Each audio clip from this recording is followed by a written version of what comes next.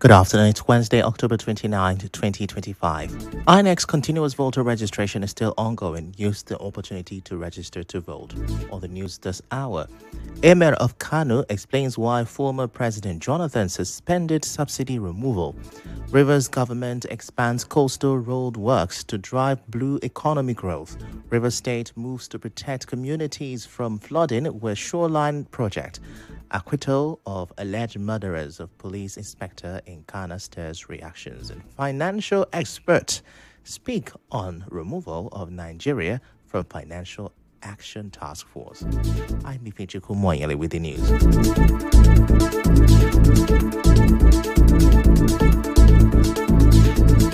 Now, do you know that former President Goodluck Jonathan backed away from fully removing fuel subsidies in 2012 because of security concerns during the Boko Haram insurgency? Now, this is according to the former CBN governor at the time and present Emir of Kano, Muhammadu Sanusi. Now, he explained that the government feared mass protest could become target for suicide bombers. Sanusi believes Nigeria's current economic hardship is a result of delaying the reform. According to him, if subsidy removal had happened then, the pain would have been a tiny fraction of what Nigerians are facing today. Now let's talk about taxation.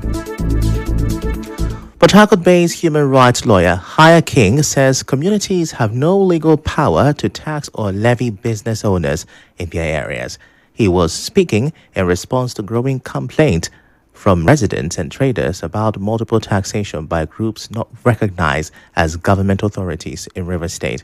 King told our correspondent Ifunanya Obemendukwe that only the government, including local councils, is allowed to collect approved levies and government-owned market or shops.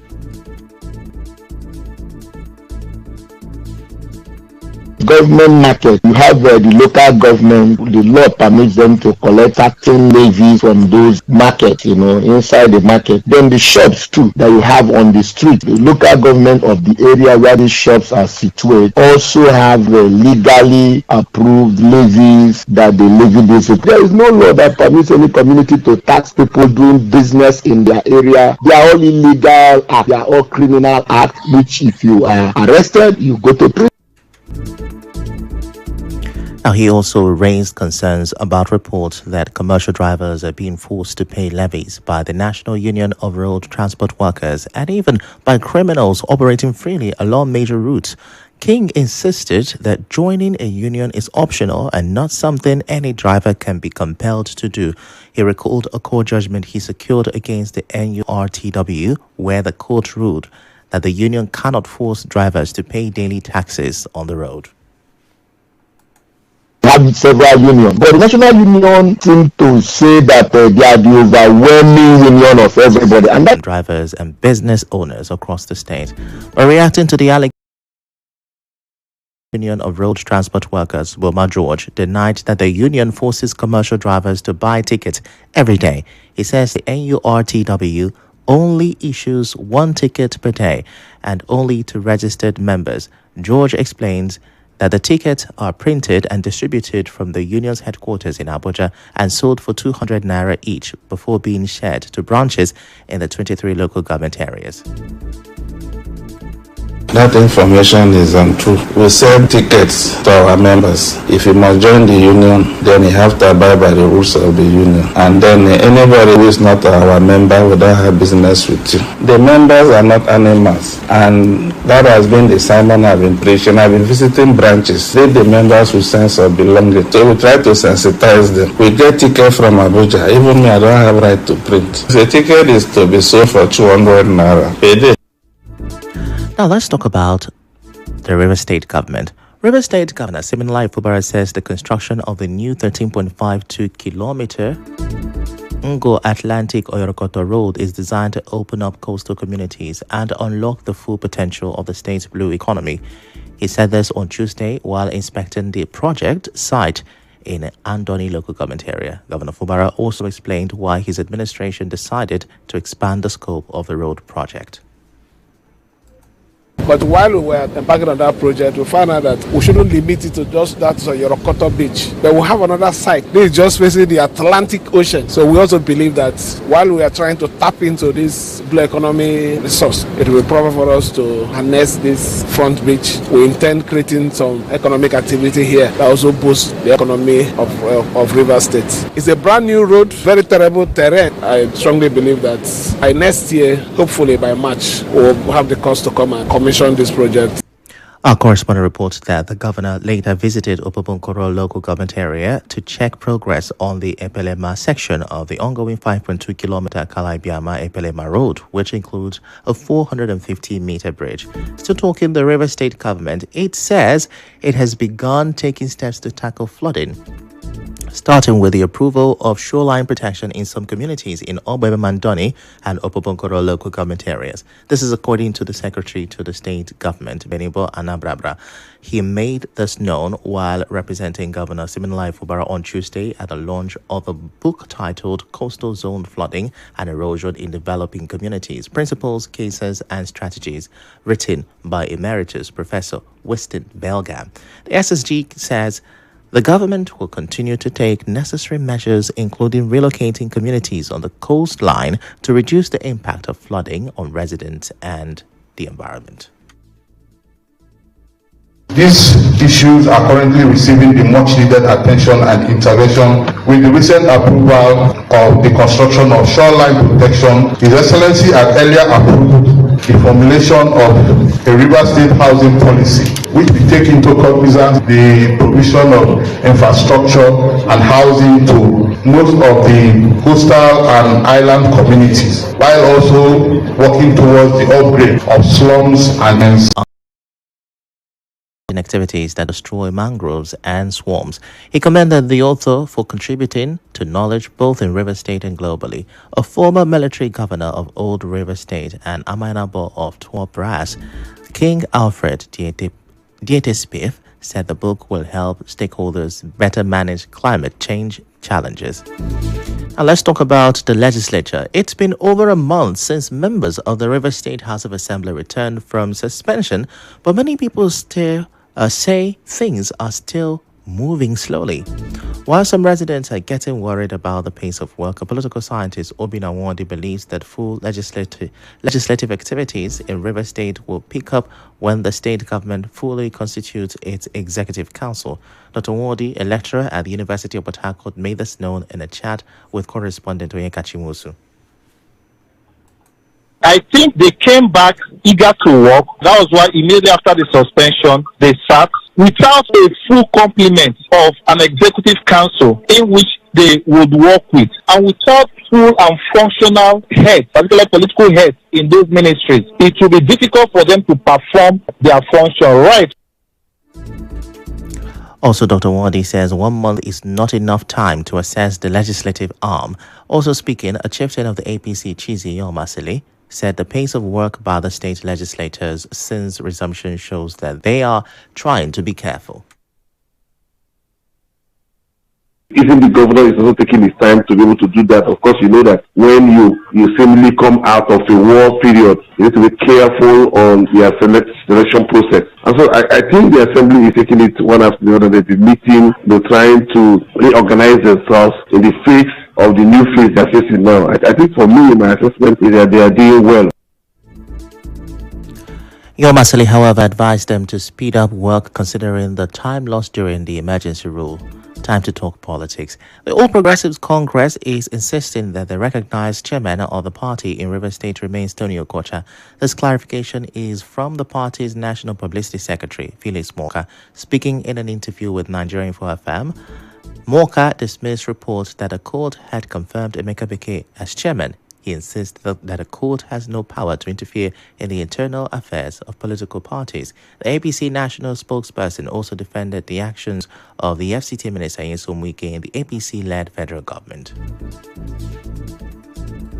The Minister of the Federal Capital Territory is a Minister of the Federal Republic who today is doing an amazing job in the FCT. The man is doing his job and he should be allowed to do his job. He's also a politician who must politic and engage as he deems necessary, whether in his state or at the national level. But he's a minister in an APC government doesn't mean that he cannot, also engage in his politics. So he has every freedom and right to engage, as he chooses within the framework of the law. Let's remind you that Emeka Beke had insisted that he is the authentic chairman of the APC in River State based on a court ruling. Also, the spokesperson of the Emeka Beke-led APC in the state, Darlington Wuju, told our correspondent that the tenure of the Emeka Beke-led executive was extended to December 2025 by the National Working Committee of the party. Now, still on politics, but this time, the People's Democratic Party. The zonal secretary of the People's Democratic Party in Imo State, Arthur Ifechukwu, says the actions of FCT Minister Nyesom Wike when he was governor did not weaken the party, but instead strengthened it. Speaking on Nigerian 4FM's Morning Crossfire, Ifechukwu says the PDP is currently losing some governors, even as its leaders insist they are taking the right steps to save the PDP. Now, he adds that if Wike truly attempted to take control of the party structure, he did so in a way that made the PDP stronger. We want more governors from 11 states to like 2 for 30 states. Now we have dropped down 6 or 7 governors. Assuming that that's what he did at that time. Now, if you're a governor, you want to hijack that, or you are sure you want the party to survive, why don't you do it in the right way? So like you said, if we did something like that, he probably did them in the right direction. And the party was working strong and was doing well. And we did not lose any governor. So how come we are losing governors because some people say the party should do the right thing instead of doing the wrong thing? Why don't you do it the same way Wike did it then? On calls for sanctions against Wike for alleged anti-party activities, Ifechukwu says he cannot speak for the national leadership. However, he expressed hope that the party still has time to resolve its issues ahead of the 2027 general elections. Well, I'm not at the national level. I'm a zonal secretary in the state. What I'm trying to say is that Wike has not resigned his membership of the party. Up to this minute as we speak, he is a member of PDP. So it's not that APC is using him. What is happening in PDP is internal party play. And if it is not played well by the major players in the party, it will self-destruct the party. But we have time to make amends, to make corrections. If you see a member of the party who is aggrieved, ask the person, what is the problem? The former first vice president of NBA, John Ibobo Martin, says no amount of reform will change the electoral system until the political class genuinely reform themselves. Ibobo Martin made this known in an interview with correspondent Suebi Oduwari while speaking on the ongoing electoral reform process embarked upon by the National Assembly. No matter the reforms, electoral act has been amended several times. No matter the amendment, until the Nigerian people, particularly the Nigerian government officials and politicians, decide to change their ways, the election in Nigeria will always be flawed because it is not more about the law. So it's about the people. It is not necessarily about the law. It's about the people. And until we decide to circumcise our heart to do the needful or to do the right thing at every given time, the reforms will never come to play. The lawyer also blamed the judiciary for playing a role in the non-implementation of some electoral reforms carried out earlier. The judiciary has not done very well at all. The judiciary know very well why these amendments are being done, is to check rigging. But when these cases come before them eventually, then they give rulings that defeat the purpose of the amendment. The fight should go back to the judiciary practically. The judiciary should be interpreting the laws to meet with the mischief being done by Nigerians or by the politicians or by those who are rigging the election. So you cannot go to court, then the judiciary decides to interpret the law in a way that defeats the so-called reforms. On the spot, the spokesperson of African Democratic Congress in River State, Luckyman Igila, said Nigerians would take seriously the reforms of the National Assembly when the BVAS and IREV starts to function. Meanwhile, the Inspector General of Police, Kayode Embetoku, has approved the deployment of 42,000 officers for the Anambra governorship election billed for Saturday, November 8, 2025. Embetoku said this on Tuesday at a meeting of the Interagency Consultative Committee on Election Security held at INEC headquarters, Abuja. The IGP, who was represented by the Commissioner of Police for Special Interventions Court, Abayomi Shogule, said pre-election deployment would begin on November 1st. Away from politics now, a constitutional lawyer, Professor Richard Nwokocha, has clarified the legal conditions required to secure conviction in criminal cases. Professor Nwokocha made the clarification in an interview with correspondent Emekotoka while reacting to the State High Court judgment that discharged and acquitted 12 suspects accused of killing Inspector Christiana Erekere in Taba, Kana local government area. The lecturer at the Department of Public Law, Rivers State University, says the court does not determine cases such as murder based on emotions or sympathy, but strictly on the facts presented before it. Every crime has a definition. The crime of murder, which was the crime in the instances, requires two things. That to prove that the accused person did carry out an act and the death resulted from that act. Secondly, you prove that he carried out that act with intent to kill that person or cause the person serious harm. So, if you charge 12 people to court or more, you must show what each of them did that caused the death of the victim. In criminal matters, you are required to prove the guilt of the accused person beyond reasonable doubt. Professor Nwokocha further explained that in some cases, a person charged with murder may instead be convicted for manslaughter if the killing was not premeditated. There are cases in which can charge a person for murder and they end up convicting them for manslaughter. And that is where it was shown that yes, the act they carried out led to the death, but they had no intent or intention to kill the person. Cases of accidents and cases of unintended action that led to death of somebody. At best, where the action is established or carried out by the first person is convicted for manslaughter, because the second element of intention to kill or cause bodily harm would not be there. It would be wrong to convict him for murder. We go on a quick break. When we return, we will tell you about the reactions of some financial experts to the removal of Nigeria from the Financial Action Task Force. Do stay with us. Port Harcourt, get ready to experience the ultimate vibe in the sky. Join us for the grand opening of Rostam Hotel Sky.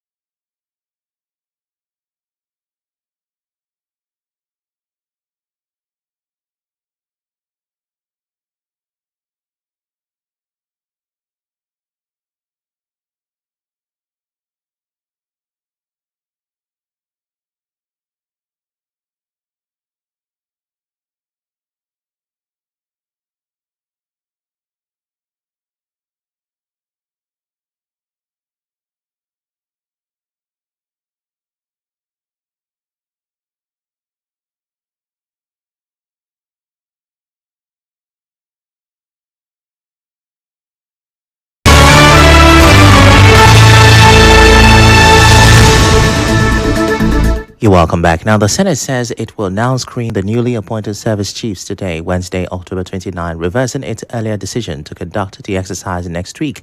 The announcement came shortly after Senate President Godswill Akpabio read a separate correspondence from President Bola Tinubu seeking the confirmation of appointment of Chief of Defense Staff General Olufemi Oluyede. Akpabio said the change was necessary to enable the military chiefs to assume their duties immediately.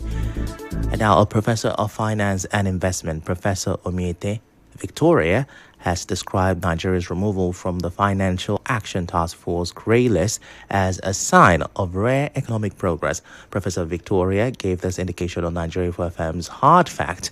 Now, she explains that to maintain the delisting status, Nigeria must continue to comply with FATF's standards and strengthen the work of the existing Financial Task Force to ensure full compliance with international anti-money laundering regulations.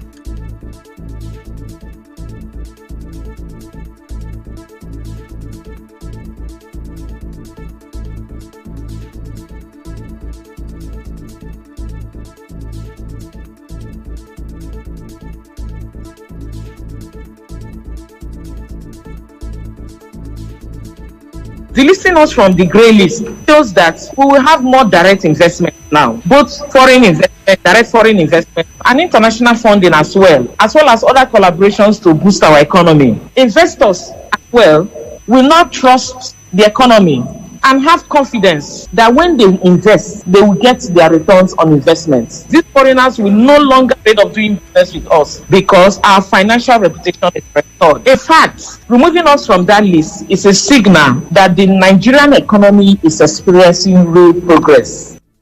Recall that in February 2023, Nigeria was placed on the grey list after the FATF identified strategic deficiencies in its anti-money laundering and countering the financing of terrorism systems. However, over 2 years later, the FATF removed Nigeria from the list following the country's successful implementation of a 19-point action plan aimed at strengthening its framework. Still on this, a financial analyst, Debbie Weado, says the trust deficit plaguing the country's economic system may have been addressed following the removal of Nigeria from the Financial Action Task Force watch list. Now, Dr. Weado made this known in an interview with correspondent Obiorware. The lecturer at the Ignatius Ajuri University of Education says it has restored some confidence in investors willing to do business in the country.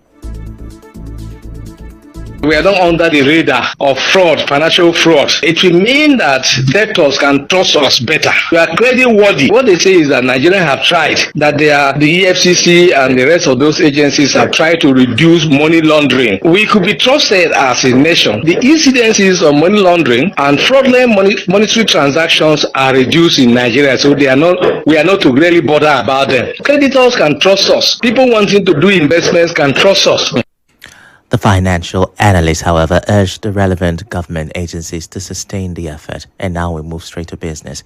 The Port Harcourt Zonal Chairman of Pengasan, George Moko, says the plan by Dangote Refinery to increase its production capacity will not make any difference in the consumption rate of the country. Moko told correspondent Obiorware that the move will have a ripple economic impact on the economy, but more to the benefit of the Dangote from managing the nation's refineries. The country will continue to rely on external supply. And now, we'll bring you news from around the world.